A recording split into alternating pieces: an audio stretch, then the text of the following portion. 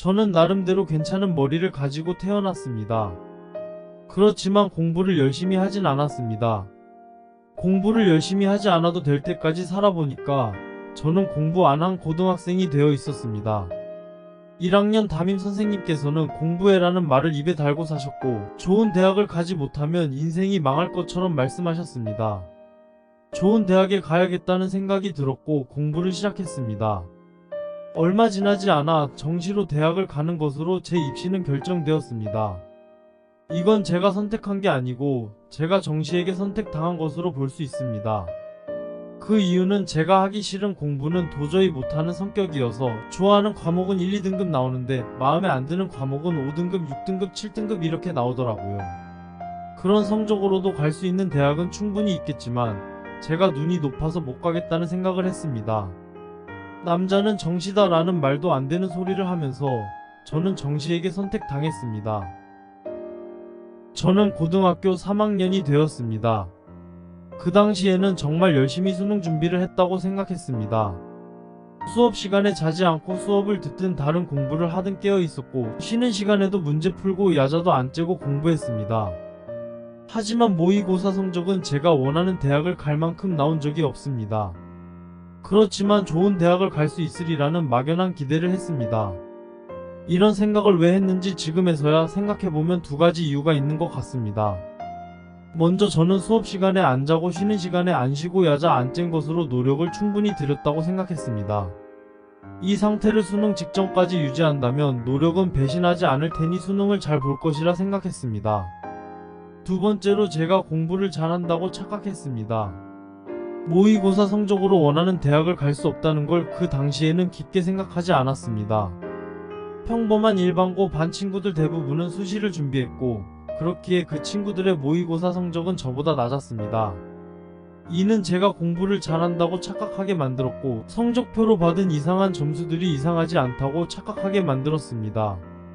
그런 상태로 수능을 받고 결과는 모의고사보다 안 좋았습니다. 저는 제 분수에 맞지 않게 눈이 높았기에 결과에 승복하지 못하고 재수를 결정했습니다. 동네 독학재수학원을 다니면서 저는 열심히 공부했습니다. 얼마 지나지 않아 저는 고3 때 제가 공부를 제대로 한 게 아님을 깨달을 수 있었습니다. 내가 작년과는 다르게 진짜 공부를 하고 있구나. 올해는 대학 가겠구나 라는 생각을 했습니다. 실제로 그런 느낌을 받은 후 계속 그 느낌대로 수능 직전까지 계속 공부했다면 제 입시는 재수해서 끝났을지도 모릅니다. 하지만 그 마음가짐을 끝까지 유지하는 게 그리 쉬운 일은 아닙니다. 저는 다른 큰일도 겪어서 그게 더더욱 어려웠습니다. 수능 한 달 정도 전에 여자친구가 헤어지자고 하더라고요. 걔도 재수생이었는데 뭐 재수가 많이 힘들었나 봐요. 재수를 하면서 저까지 만날 여력이 안 됐던 것 같아요. 저는 걔랑 행복할 생각하면서 공부했었는데 이렇게 돼버리니까 정신이 안 차려지더라고요. 다음 날부터 학원을 못 나갔습니다. 걔 만나면서 끊었던 담배도 다시 피우고 새벽 늦게 잠들어서 초저녁에 일어나는 삶을 살다가 어찌저찌 수능을 보러는 갔습니다. 결과는 역시 안 좋았습니다. 모의고사 성적은 원하는 대학 갈만했어서 수능만 엄청 못 보니까 또 결과에 승복이 안 됐습니다. 부모님께 한 번만 더 하게 해달라고 부탁드렸습니다. 집 형편이 그리 좋지 않았습니다. 아버지가 반대를 많이 하셨는데 제 성적으로 등록금 안 내고 다닐 수 있는 학교로 가서 1학기는 잘 다니다가 반수를 하는 것으로 이야기가 됐습니다.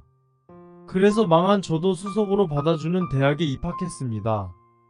실제로 1학기를 잘 다니지는 않았습니다. 3수 때는 공부를 하는 방법 자체는 알고 있었습니다. 그대로 공부를 꾸준히 하면 성공하리라는 생각을 했습니다. 삼수를 하면서 가장 어려운 것은 자야 할 때 자고 일어나야 할 때 일어나는 습관을 유지하는 것이었습니다. 제가 학원을 가지 않고 집에서 공부를 하다 보니 제 수면 패턴을 유지할 수 있게끔 강제할 장치가 없었습니다. 그냥 이른 아침에 잠들고 초저녁에 일어나서 새벽 늦게까지 공부를 하는 생활을 반복했습니다. 수능 한 달 전쯤부터는 그래도 정상적인 수면 패턴을 만들고 유지하기 위해 독서실을 다니기 시작했습니다. 독서실에는 돈이 아까워서 가긴 가야겠는데 독서실은 밤에 문을 닫기 때문에 독서실에서 열몇 시간을 공부하려면 아침에 일어나야 했습니다. 이게 쉽지 않아서 수면 유도제의 도움을 받기도 했습니다. 새벽에 공부하던 때에도 대충 한 게 아니기 때문에, 그리고 수능 직전에는 컨디션 유지에도 힘썼기 때문에 세 번째 수능은 잘 볼 수 있었습니다. 정시 원서 결과를 간략하게 먼저 말씀드리자면, 저는 4개 대학에 지원하여 모두 합격했고 마지막으로 합격한 학교에 입학했습니다. 가장 먼저 합격한 곳은 4곳 중에 가장 마음에 들었던 고려대학교 간호학과였습니다. 간호학과를 생각해 본 적은 단 한 번도 없지만 고려대학교라는 간판이 너무 좋아서 지원했고 붙었을 때 너무 기뻤습니다. 엄마도 너무 좋아하고 누나는 우리 동생 드디어 대학 간다면서 펑펑 울기까지 하더라고요. 아버지께는 퇴근할 때 합격증 보여주면서 자랑하려고 기다리고 있었습니다.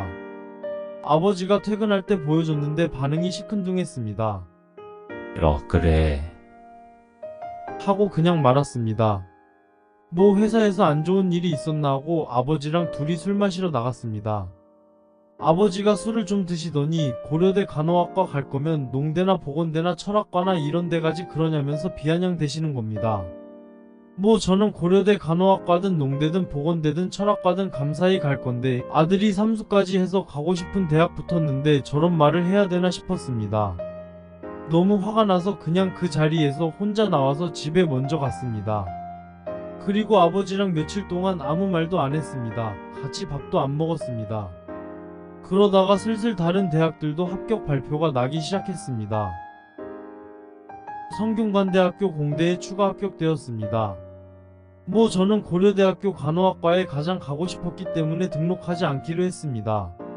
성균관대 붙었는데 안 가기로 했다고 퇴근한 아버지한테 말했는데 왜 그걸 상의도 없이 결정하냐고 화를 내셨습니다. 근데 뭐 어떡합니까? 제일 가고 싶은 학교를 이미 붙었는데. 이후로 중앙대학교에서도 추가 합격 전화가 왔었는데 바로 등록 포기했습니다.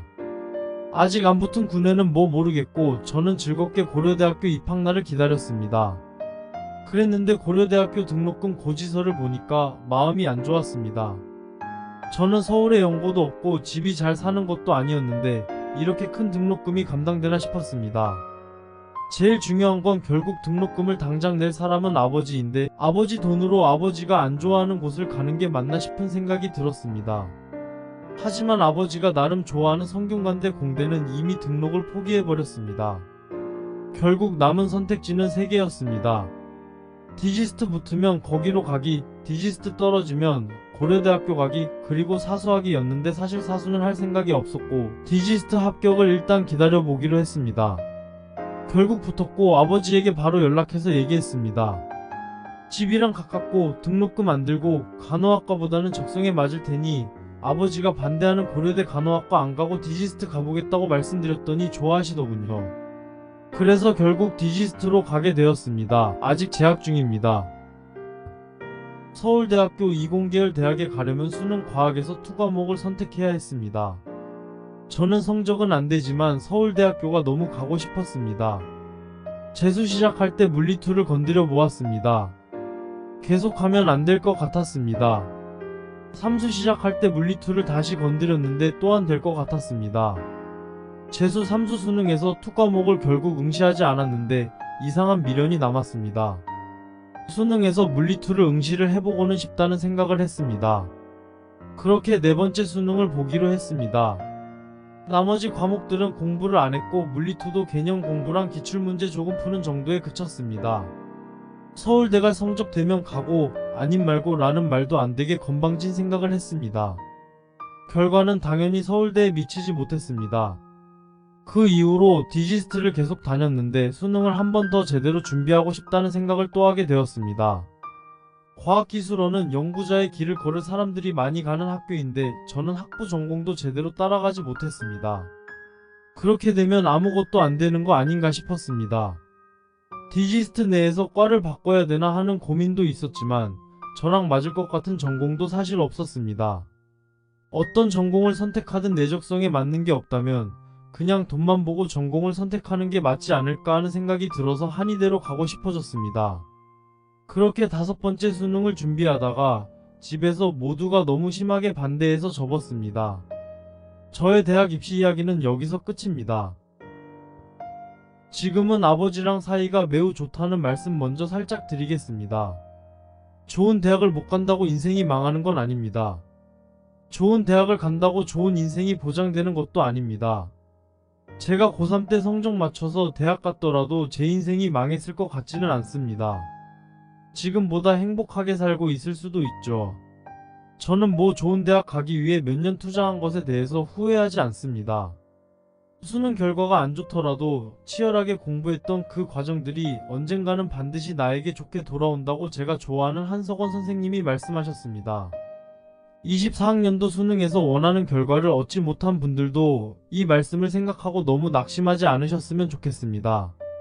재수하시는 분들은 재수를 하면서 남들보다 뒤처지는 것 같아서 기분이 우울해지는 때가 있을 것입니다.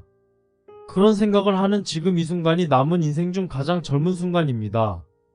거기서 또 1년을 더 하고 싶지 않으면 그런 생각이 들 때 그냥 공부를 하는 것이 좋습니다.